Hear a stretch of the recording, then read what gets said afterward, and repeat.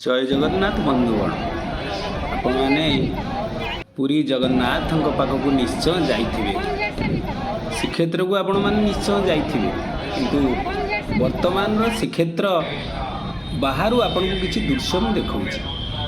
पूर्वतन सरकार जो परिक्रमा प्रकल्प करिसंती तार फलस्वरूप आपण मैंने देखंतु तार फलस्वरूप बाहर जो सामान्य दृश्य आपण सम्मुख में बर्तमान रखुची ये दृश्यटा को आपन टिके देखंतु।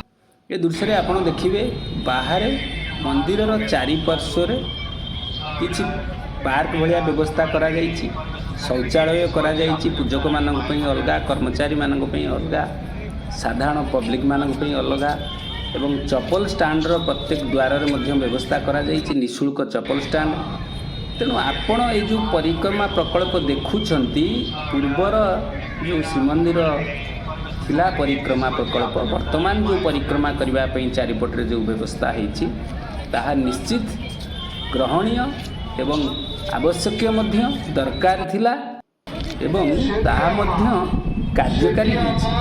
तो ओडिया मानक पई गोटे बहुत बड़ गर्व मंदिर चारिपटरे जो अव्यवस्था थिला ताकू दूर करा जाइछि एवं से अव्यवस्था को व्यवस्थित करा जाइछि।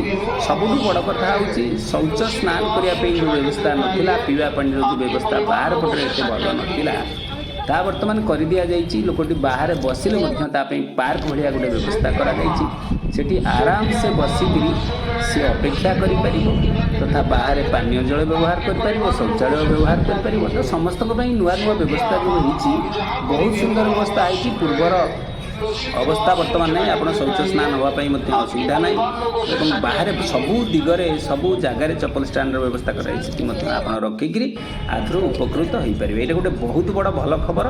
तेणु आपण मैंने निहाती चैनल को सब्सक्राइब करूँ, वीडियोटी को लाइक करूँ, शेयर करूँ, आम सहित जोड़ी होकर रुहतु।